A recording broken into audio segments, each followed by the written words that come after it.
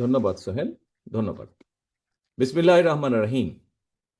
দেশ গড়ার পরিকল্পনার আজকের এই অনুষ্ঠানের সম্মানিত সভাপতি জনাব রুহুল কবির রিজভী, মঞ্চে উপস্থিত আমাদের জয়েন্ট সেক্রেটারি, কেন্দ্রীয় জয়েন্ট সেক্রেটারি জনাব সোহেল, আমার সামনে উপস্থিত সারা বাংলাদেশ থেকে আগত জাতীয়তাবাদী ওলেমা দল এবং জাতীয়তাবাদী স্বেচ্ছাসেবক দলের প্রিয় সহকর্মীবৃন্দ এবং ঘরে উপস্থিত সাংবাদিক ভাইরা, আসসালামু আলাইকুম।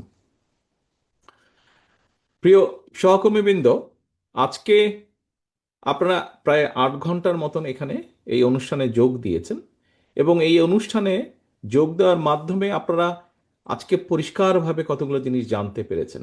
অর্থাৎ বিএনপি একটি দায়িত্বশীল রাজনৈতিক দল হিসাবে আগামী দিন ইনশাল্লাহ বাংলাদেশের মানুষের জনসমর্থন নিয়ে রাষ্ট্র পরিচালনার সুযোগ পেলে আমরা কিভাবে জাতিকে, দেশকে এগিয়ে নিয়ে যাব, সমাজের বিভিন্ন শ্রেণী পেশার মানুষের জন্য কিভাবে আমরা কি পরিকল্পনা গ্রহণ করেছি, কিভাবে তা বাস্তবায়নের চেষ্টা করব, আমরা বাস্তবায়নের পরিকল্পনা গ্রহণ করেছি, যেই পরিকল্পনাগুলো একজন খুব সাধারণ মানুষ থেকে মোটামুটিভাবে সমাজের উপরের মানুষ কম বেশি সবাইকে ছুঁয়ে যায়, সেই রকম পরিকল্পনাগুলো, অর্থাৎ যে পরিকল্পনাগুলো গ্রহণ করলে একজন মা, একজন নারী, একজন শিশু, একজন তরুণ যুবক বা যুবতী, একজন কৃষক, একজন প্রাইমারি স্কুলের শিক্ষক, একজন হাই স্কুলের শিক্ষক, একজন ক্ষুদ্র মাঝারি ব্যবসায়ী,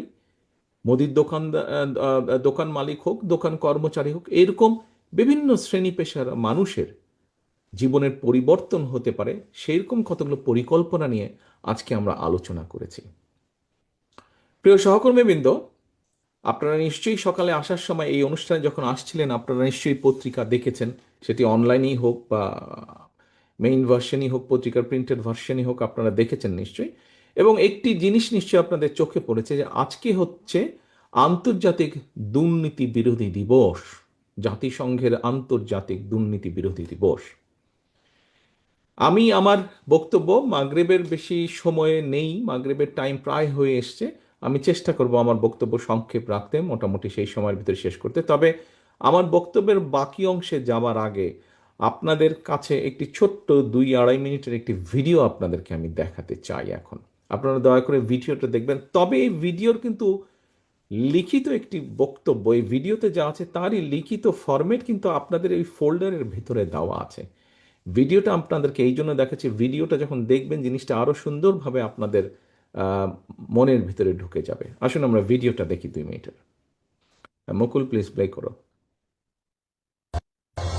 পুরনো ঢোল নতুন বাজনা। দীর্ঘদিন ধরে আওয়ামী লীগ ও তাদের দোসররা বলে আসছে বিএনপি আমলে নাকি বাংলাদেশ 5বার দুর্নীতিতে চ্যাম্পিয়ন হয়েছিল। কিন্তু আসল তথ্যটা কি? তথ্যের ভিতরে ঢুকলে দেখা যায় এর পেছনে রয়েছে ভিন্ন গল্প। 1995 থেকে 2012 সাল পর্যন্ত ট্রান্সপারেন্সি ইন্টারন্যাশনাল দুর্নীতির ধারণা সূচক সিপিআই প্রকাশ করত এক ভিন্ন পদ্ধতিতে। বাংলাদেশ এই সূচকে প্রথম যুক্ত হয় 2001 সালে। সে বছরের জুন মাসে ট্রান্সপারেন্সি ইন্টারন্যাশনাল বাংলাদেশকে ঘোষণা করে দুর্নীতিতে চ্যাম্পিয়ন দেশ হিসেবে। তাদের সূচকে দেশের স্কোর ছিল 10-এর মধ্যে 0.4। তবে যেটা অনেকেই জানে না কিংবা জানলেও বলে না, সেটি হলো আগের 3 বছরের দুর্নীতি বিশ্লেষণ করে এই সূচক তৈরি করত সংস্থাটি। অর্থাৎ হাসিনার শাসন আমলের 3 বছরের দুর্নীতির কারণে 2001 সালে দুর্নীতিতে চ্যাম্পিয়ন হয় বাংলাদেশ। বিএনপি ক্ষমতায় আসার মাত্র 10 মাসের ব্যবধানে বাংলাদেশের স্কোর 0.4 থেকে বেড়ে হয় 1.2, অর্থাৎ দুর্নীতি কমতে শুরু করে। 2003 সালে স্কোর 1.3, 2004-এ 1.5, 2005-এ 1.7 এবং 2006 সালে বেড়ে দাঁড়ায় 2.0। অর্থাৎ বিএনপি আমলে দুর্নীতি ধারাবাহিকভাবে হ্রাস পায় এবং বিএনপির সময়ই বাংলাদেশ দুর্নীতির চ্যাম্পিয়ন তকমা থেকে মুক্ত হয়ে তৃতীয় অবস্থানে উঠে আসে। তাহলে বাংলাদেশকে দুর্নীতির চূড়ায় তুলেছিল কারা? উত্তর একটাই, আওয়ামী লীগ। আর দুর্নীতি কমিয়েছিল বিএনপি সরকার। তবু এই তথ্য বেশিরভাগ গণমাধ্যমে আসেনি কখনো। প্রোপাগান্ডা ছড়িয়ে মানুষের মনে গেঁথে দেওয়া হয়েছে বিএনপি আমলেই দুর্নীতি ছিল চূড়ান্ত রূপে। বাস্তবতা বলছে সম্পূর্ণ উল্টো কথা। গত 15-16 বছরে ব্যাংক লুট হয়েছে, $200 বিলিয়ন পাচার হয়েছে, বিদেশে তৈরি হয়েছে বেগমপাড়া, পানামা পেপারসে এসেছে মন্ত্রীদের নাম, আর হাসিনার সরকারের সময় তৈরি হয়েছে বাঁশের রাস্তার ইতিহাস। ইতিহাস সব সময় নীরব থাকে না, এক সময় সত্য ফিরে আসে, আর মানুষ তখন বুঝতে পারে কে দেশকে এগিয়ে নিয়েছে আর কে শুধু প্রতিপক্ষকে দোষ দিয়ে নিজের অপরাধ আড়াল করেছে।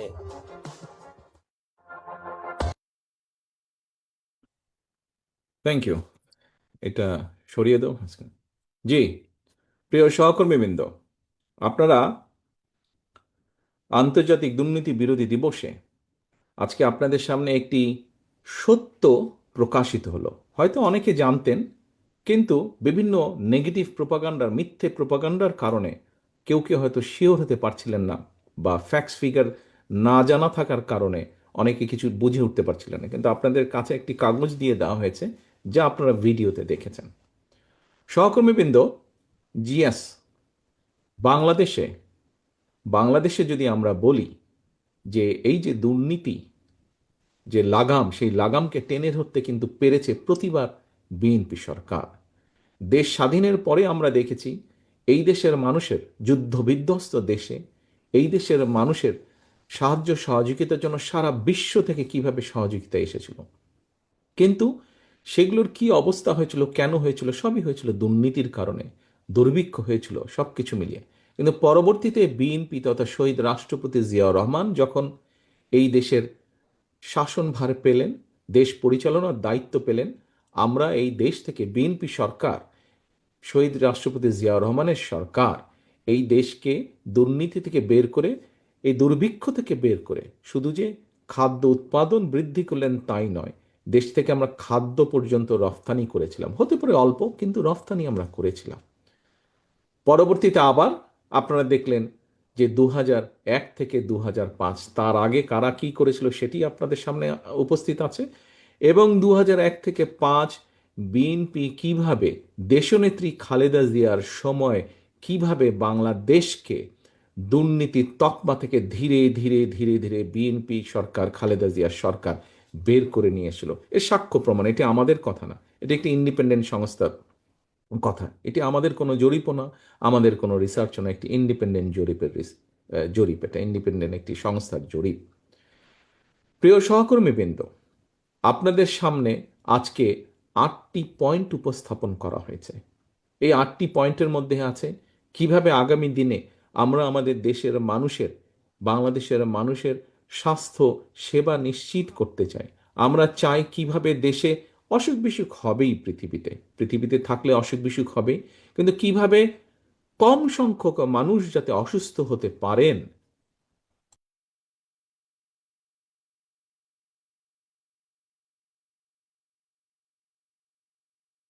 আমরা স্বাস্থ্যকর্মী তৈরি করার মাধ্যমে, মানুষকে সচেতন করার মাধ্যমে, আমরা স্বাস্থ্যকর্মী মাধ্যমে ঘরে ঘরে পাঠিয়ে আমরা মানুষকে সচেতন করে রোগ প্রতিরোধ যেই বিষয়টি আছে সেটির ব্যাপারে সচেতন করে আমরা কম মানুষ যাতে অসুস্থ হয় সেটি আমরা গড়ে তোলার চেষ্টা করব, যাতে হাসপাতালগুলোর উপরে চাপ কম পড়ে।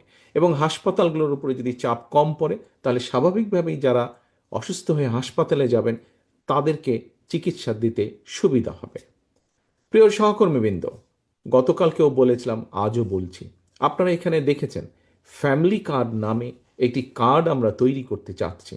বাংলাদেশে ফ্যামিলি কার্ড, পরিবার, আমরা যে হিসাব নিকাশ বর্তমানে পেয়েছি, গত কয়েক বছর ধরে আমরা বিভিন্ন রকম রিসার্চ করে যে পেয়েছি, বাংলাদেশে এভারেজে 5 জন সদস্য, এইভাবে যদি আমরা ধরি তাহলে বাংলাদেশে প্রায় 4 কোটি পরিবার আছে। আমরা ফ্যামিলি কার্ড নামে একটি কার্ড দিতে চাই। এটি আমরা শুরু করব যারা মোস্ট ডিপ্রাইভড পরিবারগুলো আছেন, সেই পরিবারের যে গৃহকর্ত্রী আছেন, যে নারী হেড আছেন, অথবা মা আছেন, অথবা স্ত্রী আছেন, তাকে দেওয়ার মাধ্যমে ধীরে ধীরে পাবে। এটি একজন কৃষকের পরিবারের যে স্ত্রী, সে পাবেন। একজন ইমাম সাহেবের স্ত্রী, সে পাবেন। এটি ছোট ক্ষুদ্র মুদি দোকানদার হোক, সে পাবেন। এটি একজন প্রাইমারি স্কুল শিক্ষক, তার স্ত্রী এটি পাবেন। এটি একজন জজ সাহেবের স্ত্রী, সেও পাবেন এটি। একজন ডিসি সাহেবের স্ত্রী, সেও পাবেন এটি।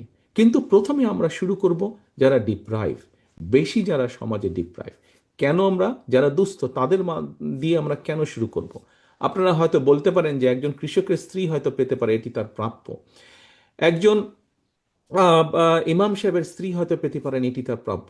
কিন্তু ডিসি সাহেবের বা জজ সাহেবের স্ত্রী কেন পাবেন? দেখুন, এই জিনিসটি আমরা এই জন্য পলিসিটি এভাবে নিয়েছি। আমরা যদি কোনো একটি বিষয়, আমাদের যেটা অতীত অভিজ্ঞতা, বাংলাদেশে এরকম বিভিন্ন রাষ্ট্র থেকে যে সুযোগ সুবিধা দেওয়া হয়, বিভিন্ন ক্যাটাগরি থাকে, থাকতেই পারে ক্যাটাগরি। কিন্তু যখনই আপনি কোনো একটি ক্রাইটেরিয়া কোথাও ফিক্স করে দেবেন, তখন দুর্নীতির স্কোপটা বেড়ে যায়। দুর্নীতি কিন্তু একটা জিনিসকে যখন আপনি জেনারেলাইজ করে দিবেন, সবাই পাবে, কিন্তু প্রায়োরিটিটা কে আগে পাবে কে পরে পাবে সেটি যখন মোটামুটিভাবে এনশিওর করতে পারবেন, তখন আমরা ধরে নিচ্ছি যে তথ্য বলে যে দুর্নীতির পরিমাণটা অনেকাংশে কমে আসবে, কারণ সবাই তো পাবে, ধীরে ধীরে পর্যায়ক্রমে সবাই পাবে। অবশ্যই আমরা দৃঢ়ভাবে বিশ্বাস করি একজন জজ সাহেবের স্ত্রী বা ডিসি সাহেবের স্ত্রী কার্ডটা পেলেও নিশ্চয়ই উনি সেটা দাবি করবেন না, কারণ তার সেটা প্রয়োজন নেই, সেটা উনি দাবি করবেন না। কিন্তু এই দেশে যেরকম ব্রিটেনে, ব্রিটেনে চিলড্রেন্স বেনিফিট নামে একটি বেনিফিট আছে, যেটি রাষ্ট্রের পক্ষ থেকে দেয়। এই দেশের একজন ট্যাক্সি চালক, তার পরিবারও যেমন পায়, তার যদি 12 বছরের নিচে কোনো সন্তান থাকে সে যেমন পায়, একমাত্র রয়্যাল ফ্যামিলি ছাড়া এই দেশের প্রধানমন্ত্রী ওরও যদি একটি 12 বছরের নিচে কোনো সন্তান থাকে, সেও কিন্তু চাইল্ড বেনিফিট পায়। সবার জন্য সেটি প্রযোজ্য, জেনারেল। তো এখন এই যে ফ্যামিলি কার্ডটি কেন আমরা দিচ্ছি? প্রিয় সহকর্মীবৃন্দ, বাংলাদেশের অর্ধেক জনসংখ্যার অর্ধেক হচ্ছে নারী। আপনি অর্ধেক জনসংখ্যাকে যদি রেখে দেন ঘরের ভিতরে, আপনি কিন্তু এই দেশকে নিয়ে এগোতে পারবেন না। আমরা যেই প্রত্যাশিত বাংলাদেশ চাই, আমরা মনে করি যখন আমরা দেশের বাইরে যাই, সুন্দর দেশ দেখি, ভালো দেশ দেখি, তখন আমরা ভাবি, আরে আমাদের দেশটাকে কেন আমরা এরকম করতে পারি না? দেশটাকে আমরা এরকম করতে পারবো যখন আমরা সকলকে মিলে, সকলকে সাথে নিয়ে যখন দেশ গড়ার কাজে হাত দিব, একমাত্র তখনই সম্ভব। বিভাজন রেখে, বিভক্তি রেখে, একজনকে ভেতরে একজনকে বাইরে রেখে কিন্তু আমরা দেশ গড়তে পারবো না। দেশের অর্ধেক জনসংখ্যা হচ্ছে নারী। আপনাদের নিশ্চয়ই অনেকের জানা আছে, নেপোলিয়ন বলেছিলেন যে আমাকে একটি শিক্ষিত মা দাও, আমরা শিক্ষিত জাতি দিব আমি তোমাদেরকে। কথাটি কম বেশি আপনারা জানেন, বক্তৃতাতেও আপনারা বলেন। সহকর্মীবৃন্দ, আসুন, দেশনেত্রী খালেদা জিয়া শিক্ষিত মা তৈরির বাস্তবায়ন কিন্তু উনি করে গিয়েছেন।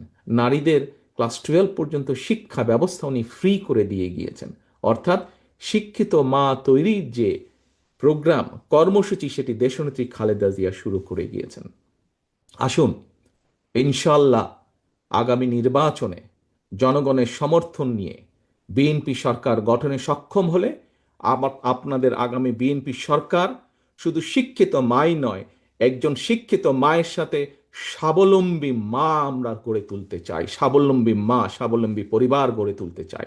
এবং আমরা যখন সম্ভব হবে আমাদের পক্ষে, শিক্ষিত মায়ের পাশাপাশি সেই শিক্ষিত মাকে যখন অর্থনৈতিকভাবে আমরা স্বাবলম্বীভাবে গড়ে তুলতে পারবো, ধীরে ধীরে একটি পরিবার, দুইটি পরিবার, 5টি পরিবার, একটি উপজেলা, একটি জেলা, একটি বিভাগ, সমগ্র বাংলাদেশকে আমরা স্বাবলম্বী করে গড়ে তুলতে সক্ষম হব।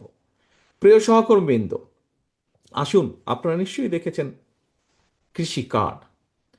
আমরা ছোটবেলা থেকে, আমরা যখন ছোট ছিলাম, আমরা জানতাম, পড়েছি, বইয়ে পড়েছি, মুরব্বীদের কাছে শুনেছি যে এই দেশের প্রাণ হচ্ছে, অর্থনীতির প্রাণ হচ্ছে কৃষি।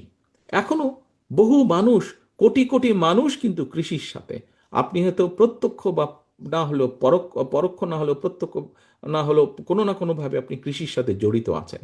অর্থাৎ আমাদের এই যে 20 কোটি মানুষ, 20 কোটি মানুষ প্রতিদিন যে খাবার খাচ্ছে, ভাত হোক, রুটি হোক, সবজি হোক, ডাল হোক, চিনি হোক, যাই হোক না কেন, এটির কোনো না কোনো একটা বিশাল অংশ তো দেশের মধ্যেই উৎপাদন হচ্ছে।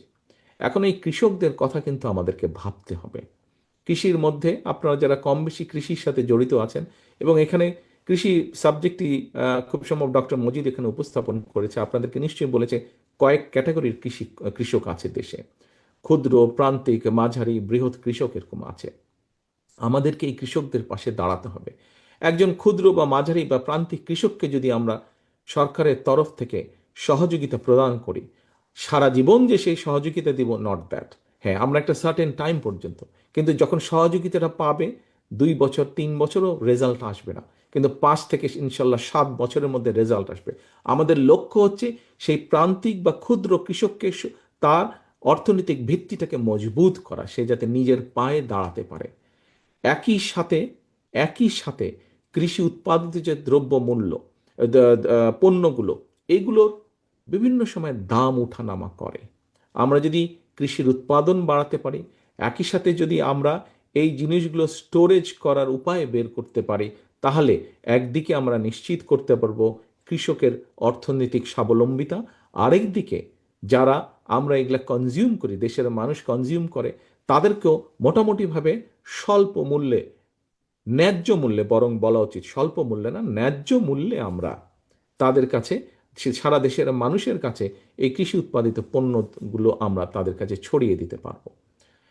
প্রিয় সহকর্মীবৃন্দ, আপনাদেরকে যে ভিডিওটি আমি দেখিয়েছিলাম, এই ভিডিওতে কি ছিল, আজকে যেহেতু দুর্নীতি বিরোধ দিবস, এই কিভাবে দুর্নীতিতে বিএনপি কিভাবে দেশকে দুর্নীতির করাল গ্রাস থেকে বের করে নিয়ে এসছে প্রতিবার, তার খুব সংক্ষিপ্ত একটি বিবরণ ফ্যাক্টস অ্যান্ড ফিগার দিয়ে আপনাদের সামনে উপস্থাপন করা হয়েছে। ঠিক একইভাবে আমাদেরকে আরেকটি কাজে সফল হতে হবে প্রিয় সহকর্মীবৃন্দ, এটিও কাইন্ড অফ দুর্নীতির সাথে ওতপ্রোতভাবে জড়িত। সেটি হচ্ছে দেশের আইন শৃঙ্খলা ব্যবস্থা। যে কোনো মূল্যে, যে কোনো মূল্যে আমাদেরকে দেশের আইন শৃঙ্খলা ব্যবস্থা ঠিক রাখতে হবে। আমরা আপনাদের সামনে যে কয়টি আজকে আমাদের কোর প্ল্যানিং যে আপনাদের সামনে আমরা উপস্থাপন করেছি, প্রত্যেকটি প্ল্যানিং যদি বাস্তবায়ন করতে হয়, তাহলে অবশ্যই আমাদেরকে আইন শৃঙ্খলার ব্যাপারে কঠোর হতে হবে। এবং এরও উদাহরণ বিএনপির কাছে আছে। বিএনপি যখন রাষ্ট্র পরিচালনায় থাকে, দেশ পরিচালনার দায়িত্বে বিএনপি যখন থাকে, তখন আমরা দেখেছি বিভিন্ন সময় আমাদের দলেরও কোনো সদস্য যদি কোনো অন্যায় করে থাকে, আমরা চেষ্টা করেছি সেই অন্যায়কে আইন দিয়ে বিচার করতে, দলীয় দৃষ্টিকোণ থেকে বিচার না করতে। এখন প্রিয় সহকর্মীবৃন্দ, দেশের, আপনি যদি সত্যিই দেশকে ভালোবেসে থাকেন, আমরা যদি সত্যিই দেশকে ভালোবেসে থাকি, এই দেশের মানুষের গণতান্ত্রিক অধিকার প্রতিষ্ঠার জন্য, এই দেশের মানুষের রাজনৈতিক ভোটের অধিকার, বাক স্বাধীনতার জন্য আমাদের হাজারো হাজারো মানুষ, নেতাকর্মী জীবন দিয়েছে, লক্ষ লক্ষ নেতাকর্মী নির্যাতিত হয়েছে। কাজে আসুন আমরা সকলে মিলে যদি সরকারকে সহযোগিতা করি, যে সরকার নির্বাচিত হবে, এবং আত্মবিশ্বাস নিয়ে বলতে চাই ইনশাল্লাহ জনগণের রায় বিএনপি সরকার গঠন করতে করতে সক্ষম হবে। এবং সেই সরকারকে সফল করতে হলে আপনাদের প্রত্যেকের, সারা বাংলাদেশে ছড়িয়ে ছিটিয়ে থাকা বিএনপির লক্ষ লক্ষ নেতাকর্মীকে সহযোগিতা করতে হবে। যে অন্যায় যে করে সে কোনো দলের হতে পারে না, অন্যায় যে করে সে অন্যায়কারী। কাজেই যে কোনো মূল্যে আমাদেরকে এনশিওর করতে হবে যে কঠোর হস্তে আমরা দেশের স্বার্থে, দেশের মানুষের স্বার্থে আমরা যে কোনো মূল্যে দুর্নীতির লাগাম টেনে ধরতে হবে, এবং দেশের আইন শৃঙ্খলাকে আমাদের ঠিক রাখতে হবে। তাহলেই আমরা আমাদের ফ্যামিলি কার্ড বলুন, কৃষি কার্ড বলুন, শিক্ষার ব্যাপারে আমরা যে পরিকল্পনা গ্রহণ করেছি, এইরকম সবগুলোকে আমরা সফল করতে পারবো। প্রিয় সহকর্মীবৃন্দ, আমরা একটি স্লোগান দেই, সবার আগে বাংলাদেশ। খুব পপুলার স্লোগান ইদানিং আমাদের সকলের কাছে। আপনাদের তালপট্টির কথা কি মনে আছে সহকর্মীবৃন্দ? আপনাদের যাদের মনে নেই, যাদের বয়স কম, কিন্তু অনেকেই শুনেছেন তালপট্টি। কিভাবে তালপট্টির উপরে বিএনপি, শহীদ রাষ্ট্রপতি জিয়াউর রহমান দেশ পরিচালনার দায়িত্বে ছিলেন, তালপট্টির উপরে কিভাবে বিএনপি নিজের অধিকার প্রতিষ্ঠিত করেছিল, এটি ছিল আমাদের দেশের অংশ। ঠিক একইভাবে নিশ্চয়ই আপনাদের মনে আছে কিভাবে আমাদের পানির হিস্যাকে আমরা নিয়ে এসেছিলাম, আমাদের পানির হিস্যা বের করে, এবং তার জন্য আমরা আন্তর্জাতিক অঙ্গনে পর্যন্ত যেতে আমরা কোনো রকম দ্বিধাগ্রস্ত ছিলাম না। আমরা আন্তর্জাতিক অঙ্গনে পর্যন্ত গিয়ে বলেছি যে আমাদের পানির হিস্যা আমাদেরকে দিতে হবে, এবং সেটি আমরা আল্লাহর রহমতে বের করে আনতে সক্ষম হয়েছিলাম, আমাদের পানির হিস্যা। প্রিয় সহকর্মী বৃন্দ, দেশের স্বাধীনতা এবং সার্বভৌমত্ব বলেন বিএনপির কাছে নিরাপদ। দেশের দুর্নীতির লাগাম টেনে ধরা বলেন, এটিও বিএনপির ট্র্যাক রেকর্ড রয়েছে। দেশের আইন শৃঙ্খলা পরিস্থিতি কঠোর হস্তে নিয়ন্ত্রণ করার, এটিরও বিএনপির ট্র্যাক রেকর্ড রয়েছে। প্রিয় সহকর্মীবৃন্দ, আজ এই মুহূর্তে, গতকালকেও আমি বলেছি, যেটি বাস্তব, যেটি আমরা সকলে দেখতে পাচ্ছি, সেই কথাটি স্বাভাবিকভাবেই বারে বারে ঘুরে আসবে। কি সেই কথাটি? প্রিয় সহকর্মীবৃন্দ, আমরা একটি রাজনৈতিক দল, আমি প্রথমেই বলেছি একটি দায়িত্বশীল রাজনৈতিক দল। আমরা একটি দায়িত্বশীল রাজনৈতিক দল হিসেবে স্বাভাবিকভাবেই জনগণ আমাদের সাথে শুধু কথার ফুলঝুরি প্রত্যাশা করে না। কথার ফুলঝুরি যদি দিতে হয়, অনেক কথা আমরা বলতে পারি, কিন্তু জনগণ আমাদের কাছে প্রত্যাশা করে যে আমরা কিভাবে দেশকে পরিচালনা করব, আমরা জনগণের সমস্যাগুলোকে কিভাবে আমরা মিট আপ করবো, জনগণের সমস্যাগুলোকে কিভাবে আমরা অ্যাড্রেস করব, পুরা পরিকল্পনা জনগণ আমাদের কাছে দেখতে চায়। আজ এই যে 8 ঘন্টা ধরে আপনারা এখানে বসে আলোচনা করলেন, আলোচনাগুলো মন দিয়ে আপনারা শুনলেন, এর মধ্যে কি ছিল? এর মধ্যে এইচ অ্যান্ড এভরি ইস্যু, যেই 8টা ইস্যু আমরা এখানে তুলে ধরেছি আপনাদের কাছে, প্রত্যেকটি ইস্যু জনগণের প্রত্যেক দিনকার বর্তমান, ভবিষ্যৎ জীবনের সাথে সম্পর্কিত। তাই নয় কি? আপনাদের কি মনে হয়, তাই কি? আপনারা যেই 8টা ইস্যু নিয়ে আজকে এখানে কথা বললেন, প্রশ্ন করলেন, শুনলেন, যারা আলোচকবৃন্দ আছে, আলোচকবৃন্দের কথা শুনলেন, তাদের তাদের উপস্থাপিত যে বিষয়গুলো, এই 8টা বিষয় কি আপনারা মনে করেন যে বাংলাদেশের বিভিন্ন শ্রেণী, অধিকাংশ শ্রেণী পেশা মানুষের প্রতিদিনকার এবং ভবিষ্যৎ জীবনের সাথে সম্পর্কিত? আমরা দেশের তরুণ সমাজদের কর্মসংস্থান নিয়ে কথা বলেছি, আমরা দেশের নারী সমাজের নারীদেরকে স্বাবলম্বী করা, নারীদের নিরাপদ করার বিষয়ে কথা বলেছি, আমরা দেশের স্বাস্থ্য ব্যবস্থা নিয়ে কথা বলেছি, শিক্ষা ব্যবস্থা নিয়ে কথা বলেছি, আমরা দেশের কৃষকদেরকে নিয়ে কথা বলেছি। আজকে এখানে ওলেমা দল আপনারা উপস্থিত আছেন, ওলেমা দলের সদস্যবৃন্দ আপনারা উপস্থিত আছেন। আপনাদের আপনাদের যে প্রস্তাবনা ছিল, সেই প্রস্তাবনার উপরে আমরা পরীক্ষা নিরীক্ষা করে দেখেছি, ইয়েস, বাংলাদেশের আলেম সমাজের মধ্যে, বিশেষ করে বাংলাদেশের প্রায় 3 লক্ষের মতন মসজিদ আছে, এই মসজিদগুলোতে যে ইমাম সাহেবরা আছেন, মুয়াজ্জিম সাহেবরা আছেন, তাদেরকে একটি সামাজিক মর্যাদার ভিতরে আনা উচিত, এবং এটি পর্যালোচনাকে হয়তো একবারে আমরা পারবো না, কিন্তু পর্যায়ক্রমিকভাবে ধীরে ধীরে আমরা এই কাজটি শুরু করতে চাই। অর্থাৎ এইভাবে যদি আমরা দেখি, প্রত্যেকটি সমাজের প্রতিটি কম বেশি শ্রেণী পেশার মানুষের উপরে আমরা মানুষের সমস্যাগুলো কিভাবে সমাধান করতে সম্ভব, সেগুলো আমরা চেষ্টা করছি বের করে আনতে, সেগুলোর সম্পর্কে আমরা পরিকল্পনা গ্রহণ করেছি। এখন যেই কথাটি বলতে চাইছিলাম, একটি দায়িত্বশীল দল হিসাবে জনগণ চায় সারাদিন রেডিও খুললে, টিভি খুললে, ফেসবুক খুললে, পত্রিকা খুললে, যাই করেন, সারা দিকে শুধু হইচই, ঝগড়া, ফ্যাসাদ, এইটা নাই, এইটা ভালো তো ওটা খারাপ, এইরকম কথাবার্তা। আমি মনে করি, আমার কাছে যেটি মনে হয়, এত দূর থেকে বসেও আপনাদের কথা শুনে, বিভিন্ন মানুষের কথা শুনে, জনগণ টায়ার্ড হয়ে গেছে এখন এইসব বক্তৃতা শুনতে শুনতে। জনগণ একটি ক্লিয়ার ইন্ডিকেশন চায়, ভাই তুমি কি করবা আমাকে বলো, আমি জনগণ, আমি তোমাকে ভোট দিব, তুমি কি করবা। ছাত্ররা জানতে চায় তাদের শিক্ষা ব্যবস্থা কী হবে। আজকে অনেক তরুণী অনেকে আছে যাদের শিক্ষা জীবন প্রায় শেষ হয়ে এসছে অথবা শেষ হয়ে গিয়েছে, তারা জানতে চায় আগামী ভবিষ্যৎ তাদের কি হবে, তাদের কি কর্মসংস্থান, এক অনিশ্চয়তার মধ্যে আছে। এখানে মাহাদি আমিন যখন তার বক্তব্য উপস্থাপন করেছে, তখনই আমি অনলাইনে সংযুক্ত হয়েছিলাম।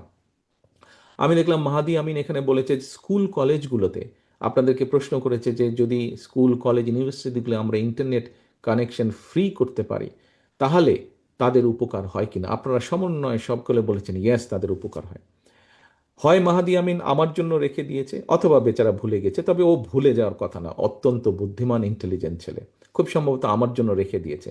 এই বিষয়টি গত 1 সপ্তাহ আগে আমরা আলোচনা করছিলাম, আমরা শুধু গুরুত্বপূর্ণ জায়গাগুলোতে কেন দেবো, এর সাথে আমরা আরো একটু অ্যাড করতে পারি ইন্টারনেটের বিষয়টি। ইন্টারনেট এখন একটি মৌলিক অধিকারের মতন হয়ে দাঁড়িয়েছে বিষয়টি।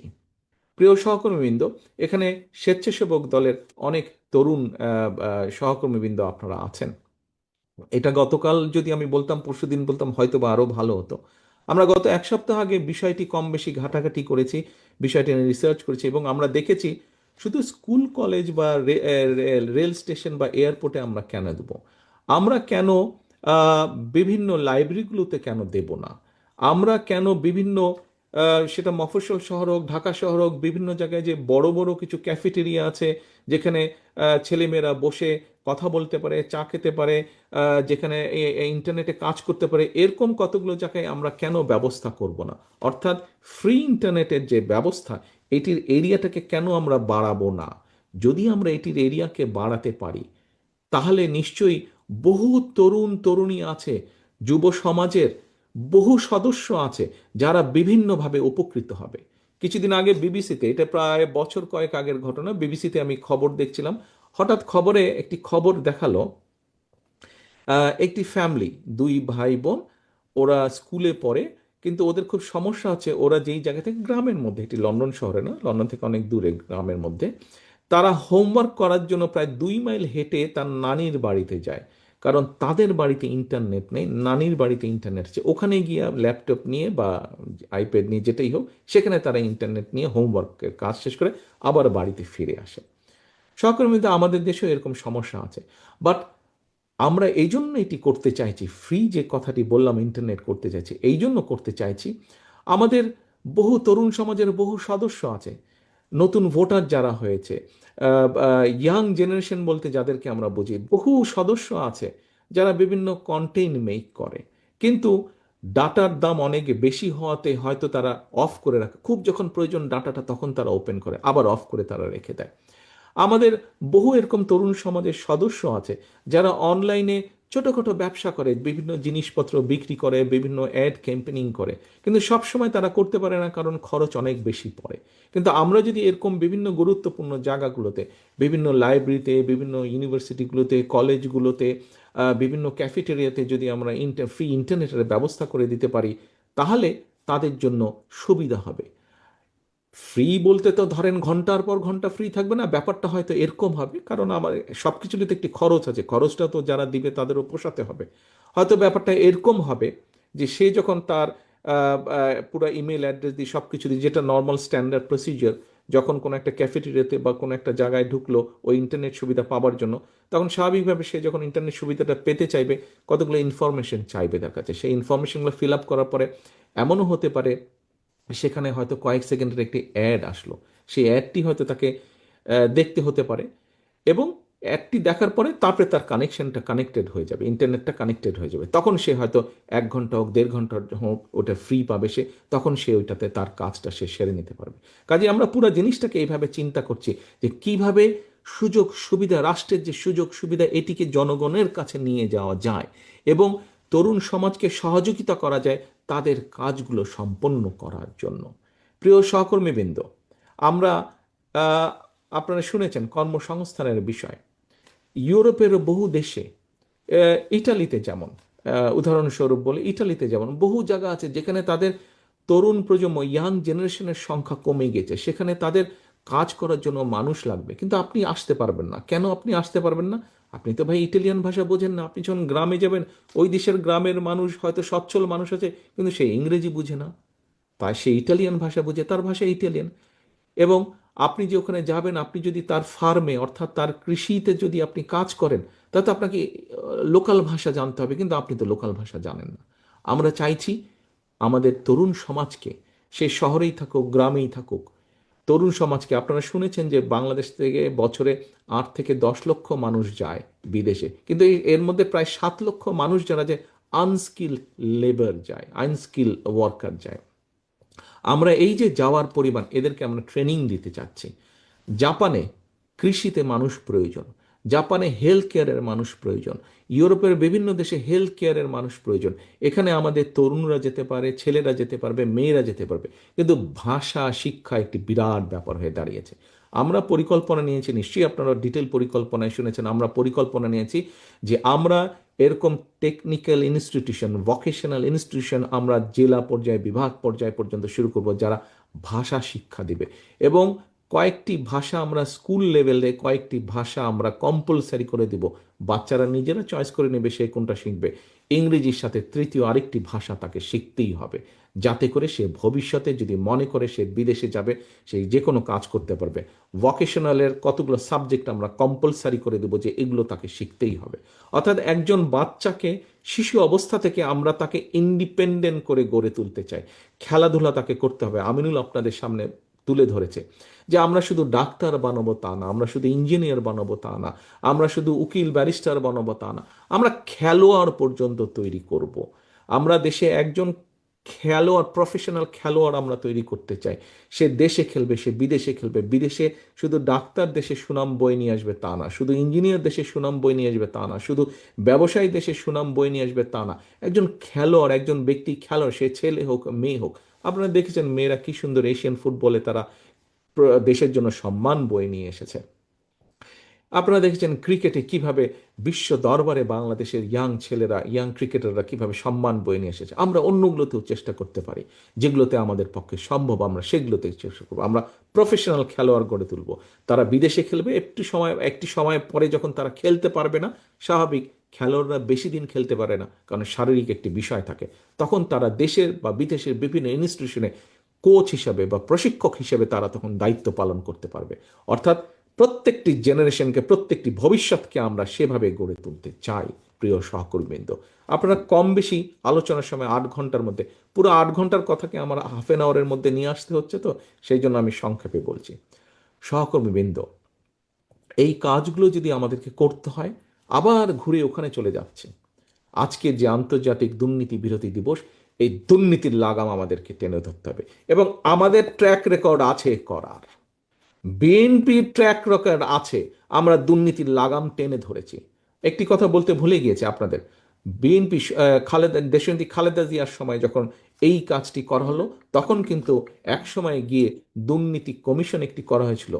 এবং নিশ্চয়ই আপনারা সকলে না জানলেও কেউ কেউ অবশ্যই জানেন, সেই দুর্নীতি দমন যে কমিশন ছিল যেটি খালেদা জিয়ার সময় 2005 সালে করা হয়েছিল, তৈরি করা হলো। সেটিকে এতটাই ক্ষমতা দেওয়া হয়েছিল, সেই দুর্নীতি দমন কমিশন যদি সরকারের কোনো একটি বিষয়ে তদন্ত করতে চাইতো, সরকারের কোনো পারমিশনেরই প্রয়োজন ছিল না, সে সম্পূর্ণ স্বাধীন ছিল। খালেদা জিয়া কতটা আত্মবিশ্বাসী ছিলেন, কতটা দৃঢ় শপথ ছিল তার দুর্নীতিকে দমন করার জন্য, যে উনি ওই কমিশনকে সম্পূর্ণভাবে স্বাধীন করে দিয়েছিলেন। ইনশাল্লাহ একই জিনিস আমরা আবার তৈরি করব। এই নিয়মটি গত স্বৈরাচার এই নিয়মটি পাল্টে দিয়েছিল, যে সরকারের কোনো কিছু দুর্নীতি তদন্ত করতে হলে সরকারের পারমিশন লাগবে। এটিকে আমরা দরকার হলে, যদি দেশের স্বার্থে প্রয়োজন হয়, এটিকে আমরা আবার চেঞ্জ করে দিব। প্রিয় সহকর্মীবৃন্দ, আসুন দুর্নীতির লাগাম টেনে ধরা, দেশকে খাদ্যে স্বয়ংসম্পূর্ণ করা, দেশকে শিল্প উন্নত করা, দেশের মানুষকে বিদেশে কর্মসংস্থানের ব্যবস্থা করা, দেশের নারীদের শিক্ষার ব্যবস্থা করা, প্রত্যেকটি এইভাবে যদি দেশের খাদ্য উৎপাদন দ্বিগুণ করা, যেটি বলুন না কেন, প্রত্যেকটি কাজ সফলভাবে করার ট্র্যাক রেকর্ড একমাত্র বিএনপির আছে অতীতে। এবং প্রত্যেকটি কাজ আবার শুরু করার এবং কিভাবে আমরা করব তারও পরিকল্পনা একমাত্র বিএনপি আপনাদের সামনে উপস্থাপন করেছে। এবং আপনাদের মাধ্যমে এই পরিকল্পনাগুলো বিএনপি প্রত্যেকটি গ্রামে গ্রামে, ঘরে ঘরে ছড়িয়ে দিতে চায়। প্রিয় সহকর্মীবৃন্দ, এই ছড়িয়ে দেওয়ার কাজটা কি আপনারা মনে করেন আপনারা পারবেন করতে? আপনাদের কি সেই আত্মবিশ্বাস আছে? আপনাদের কি আত্মবিশ্বাস আছে বাংলাদেশের প্রত্যেকটি গ্রামে ছড়িয়ে দিতে হবে আজ যা আপনারা দেখে গিয়েছেন, যা জেনে গিয়েছেন, যা শিখে গিয়েছেন, যা শুনে গেলেন? পারবেন কি আপনারা? তাহলে আসুন এই কাজটি আমাদের করতে হবে। এখন আরেকটি কথা বলি আপনাদেরকে, নামাজের সময় হয়ে গেছে, আমরা 5 মিনিটে ইনশাল্লাহ শেষ করে দেব। প্রিয় সহকর্মীবৃন্দ, বারে বারে যেই কথাটা বলছি, ট্র্যাক রেকর্ড একমাত্র দেশকে সামনে এগোনোর ট্র্যাক রেকর্ড, জাতিকে স্বাবলম্বী করে গড়ে তোলার ট্র্যাক রেকর্ড বিএনপির আছে। এ মঞ্চে আসুন তো, কারো জানা আছে কিনা আর যতগুলো রাজনৈতিক দল আছে যারা আগামী নির্বাচনে পার্টিসিপেট করতে চায়, আর কার এরকম পরিকল্পনা আপনারা গত 1 বছরে দেখেছেন বা শুনেছেন বা জেনেছেন? কেউ হাত তুলে বলুন তো, কার আছে এই ট্র্যাক রেকর্ড? অনেকে অনেক কথা বলেছে, সকলের প্রতি সকলের প্রতি সম্মান রেখে দৃঢ়তার সাথে আমি বলতে চাই, হ্যাঁ, অনেকে অনেক কিছু বলেছেন, এইভাবে করবেন, দেশকে গড়ে তুলবেন, স্বাবলম্বী করবেন, সেইভাবে করবেন, কিন্তু ডিটেল প্ল্যানিং একমাত্র বিএনপির আছে, ডিটেল প্ল্যানিং আর কারো নেই। প্রিয় সহকর্মীবৃন্দ, আজকে আপনাদেরকে আমরা এখানে দাওয়াত দিয়েছি কেন্দ্র থেকে। আপনারা এসেছেন, সারাদিন জেনেছেন, দেখেছেন, শিখেছেন, দুপুরে আপনারা খাওয়া দাওয়া করেছেন। দয়া করে এই যে আপনারা এসেছেন, 8 ঘন্টা সময় দিয়েছেন, এটিকে দয়া করে বৃথা যেতে দেবেন না। এই যে দলের ফান্ড থেকে আপনাদের খাওয়া দাওয়ার ব্যবস্থা করা হয়েছে, এই অর্থটি দলের নেতাকর্মীদের চাঁদার বিনিময়ে অর্থটি ধীরে ধীরে গড়ে উঠেছে। সেই ফান্ড থেকে আপনাদের খাওয়ার ব্যবস্থা করা হয়েছে। দয়া করে এই অর্থটিকে অপচয় হতে দেবেন না। এই যে আপনারা নিজের অর্থ ব্যয় করে এসেছেন, আবার নিজের অর্থ ব্যয় করে ফিরে যাবেন, আসা যাওয়ার যে খরচ, আসা যাওয়ার যে সময়, এইটিকে অপচয় হতে দেবেন না। আপনাদের হাতে আজকে একটি ফোল্ডার দেওয়া হয়েছে, সেই ফোল্ডারে আমাদের প্রত্যেকটি কথা তুলে ধরা হয়েছে যে আমরা আগামী দিনে কি কি করতে চাই, কোন সেক্টরে কোন শ্রেণী পেশার মানুষের জন্য আমরা কি করতে চাই। প্রিয় সহকর্মীরা, কালও বলেছি, একই কথা আজকেও বলবো, কারণ এই কথাটাই গুরুত্বপূর্ণ, সেই জন্য একই কথা বলবো। ব্যক্তি বড় নয়, যেহেতু এটা দলীয় বিষয়, যেহেতু এটা আমাদের দলীয় কর্মসূচি, এখানে আমরা জিনিসটাকে এভাবেই দেখতে চাই। এখানে আমাদেরকে দলকে নিয়ে আসতে হবে। আমাদের দল যদি টিকে থাকে, আমাদের দল যদি বাংলাদেশের মানুষের সমর্থন পায়, বাংলাদেশের মানুষের সমর্থন যদি এই দলের পিছনে থাকে, তাহলেই আমরা এই কর্মসূচিগুলো সফল করতে পারবো। এবং এই কর্মসূচিকে সফল করতে হলে, বাংলাদেশের মানুষের সমর্থন পেতে হলে, আপনাকে, আপনাদের প্রত্যেকটি মানুষকে, এবং আপনাদের সাথে আপনাদের এলাকায় যতগুলো সহকর্মী আছে আপনাদের প্রত্যেককে নিয়ে টিম করে করে মানুষের দুয়ারে দুয়ারে যেতে হবে, ঘরে ঘরে যেতে হবে। আপনার হাতে যে ফোল্ডার, সেই ফোল্ডারে খুব সম্ভবত প্রত্যেকটি সাবজেক্টের 5টি করে কপি আছে। আপনি হয়তো 50,000 কপি হয়তো ছাপাতে পারবেন না, কিন্তু 5,000 তো আপনি ছাপাতে পারবেন। আপনি যদি 5,000 ছাপান, আপনার আরেক সহকর্মী যদি 5,000 ছাপাতে পারে, আপনার আরেক সহকর্মী যদি 500 ছাপাতে পারে, আরেক সহকর্মী যদি 2,000 ছাপাতে পারে, আপনার এলাকায় হাজার হাজার এটার কপি আপনি দিয়ে দিতে পারবেন, মানুষের ঘরে পৌঁছে দিতে পারবেন। আজ আপনি যা যা শিখে গেলেন, আপনারা প্রত্যেকটি স্বেচ্ছাসেবক দল এবং ওলেমা দলের প্রত্যেকটি নেতা আপনারা যা শিখে গেলেন, আপনি শিখে গিয়ে আপনি আপনার 5 জন, 10 জন, 15 জন, 20 জন সহকর্মীকে শেখাবেন। পারবেন নাকি সব ভুলে গিয়েছেন? মনে আছে তো? ওখানে কিন্তু একটা নোট বই এবং কলমও দিয়েছি, শুধু কলমটা পকেটে রাখার জন্য আর নোট বইটা ব্যাগে রাখার জন্য কিন্তু আমরা দেইনি।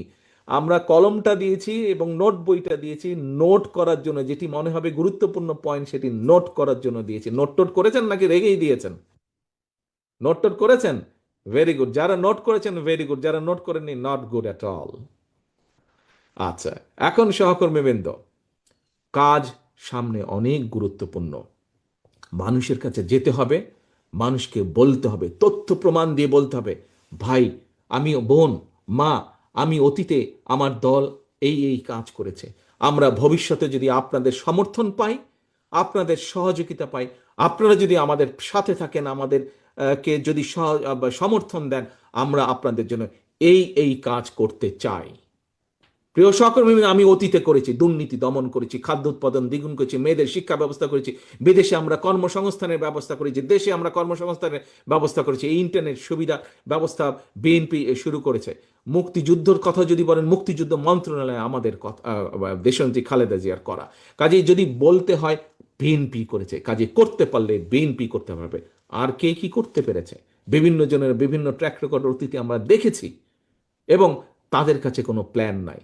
কথার ফুল জুড়ে দিয়ে রাষ্ট্র চলে না, কথার ফুল জুড়ে দিয়ে জনগণের পেটে খাবার আসে না, কথার ফুল জুড়ে দিয়ে কর্মসংস্থান হয় না, কথার ফুল জুড়ে দিয়ে জনগণের অর্থের সংস্থান হয় না, কর্মসংস্থান হয় না। পরিকল্পনা লাগে কর্মসংস্থান করতে। জনগণের পেটে আহার দিতে, ভাত দিতে হলে পরিকল্পনা লাগে, প্ল্যানিং লাগে, যা একমাত্র আপনার আছে, যা একমাত্র এই দলের আছে, যা একমাত্র বিএনপির আছে, আর কারো নেই। আসুন, আলোচনা যা হয়েছে সারাদিন এই ঘরে থাকতে পারবে না। এই আলোচনার প্রত্যেকটি শব্দ, প্রত্যেকটি অক্ষর, প্রত্যেকটি লাইন, প্রত্যেকটি পাতা, প্রত্যেকটি পরিকল্পনা জনগণের প্রত্যেকটি ঘরে ঘরে ঘরে যেতে হবে। মা বোনদের কাছে যেতে হবে, তরুণ প্রজন্মের কাছে যেতে হবে, মুরব্বীদের কাছে যেতে হবে, ইমাম মুয়াজ্জিম সাহেবদের কাছে যেতে হবে যে ইয়াস, আমার দল এইগুলো করতে চায়, আমার দল এইগুলো বাস্তবায়ন করবে। হ্যাঁ, আমাদের হাতে কোনো জাদু নেই, জনগণ এটা জানে। জনগণ দেখতে চায় যে বিএনপি করছে কিনা, করবে কিনা। বিএনপি ইনশাল্লাহ যদি আমরা 40% ইনশাল্লাহ করতে পারি, সেটি জনগণ ইনশাল্লাহ আমাদেরকে, আমি বিশ্বাস করি দৃঢ়ভাবে যে জনগণ আমাদের পক্ষে এসে দাঁড়াবে। আসুন আমরা এখানে বসে না থাকি, প্রত্যেকটি লাইন, প্রত্যেকটি অক্ষর, প্রত্যেকটি পাতা, প্রত্যেকটি পরিকল্পনা আমরা জনগণের দোরগোড়ায় আজকে নিয়ে যাব। আমাদের বসে থাকার আর বিন্দু মাত্র সময় নাই। সহকর্মীবৃন্দ, জাতীয়তাবাদী শক্তির, বাংলাদেশি জাতীয়তাবাদী শক্তির আজকের উপস্থিত প্রত্যেকটি নেতাকর্মী একটি জিনিস মনে রাখবেন, আজ দেশের স্বাধীনতা বলেন, সার্বভৌমত্ব বলেন, গণতন্ত্র বলেন, সবকিছু নির্ভর করছে বাংলাদেশ জাতীয়তাবাদী দলের উপরে। আমরা যদি জনগণকে ঐক্যবদ্ধ করতে পারি, এই দেশে গণতন্ত্র ফিরে আসবে। এই দেশকে আমরা ষড়যন্ত্র থেকে রক্ষা করতে পারবো। এই দেশের অর্থনীতি, এই দেশের নারীর স্বাধীনতা থেকে শুরু করে, এই দেশের তরুণদের কর্মসংস্থান থেকে শুরু করে সকল কিছু ধীরে ধীরে আমরা নিশ্চিত করতে পারবো। যদি আমরা ঐক্যবদ্ধ করতে দেশকে না পারি, জনগণকে ঐক্যবদ্ধ করতে না পারি, জনগণকে সাথে রাখতে না পারি, এই দেশের অস্তিত্ব নিয়ে ভবিষ্যতে প্রশ্ন দেখা দিবে। কাজেই আপনাদেরকে এখন সজাগ হতে হবে। ঘরে বসে থাকার বিন্দু মাত্র সময় নেই। মাঠে চলে যেতে হবে, মাঠে ঝাঁপিয়ে পড়তে হবে, পথে প্রান্তরে ঝাঁপিয়ে পড়তে হবে। পারবেন? পারবেন? করতে হবে, করতে হবে, এর বাইরে কোনো আর এখন সময় নেই। আসুন, এটাই হোক আজকে আমাদের প্রতিজ্ঞা, এটাই হোক আজকে আমাদের এই দেশ গড়া পরিকল্পনার শপথ। পরিকল্পনা করেছি, এখন পরিকল্পনা বাস্তবায়ন করতে হবে। বাস্তবায়নের জন্য এখন মাঠে নেমে পড়তে হবে। আল্লাহ হাফেজ। বাংলাদেশ জিন্দাবাদ, বাংলাদেশ জাতীয়তাবাদী দল জিন্দাবাদ। আসসালামু আলাইকুম।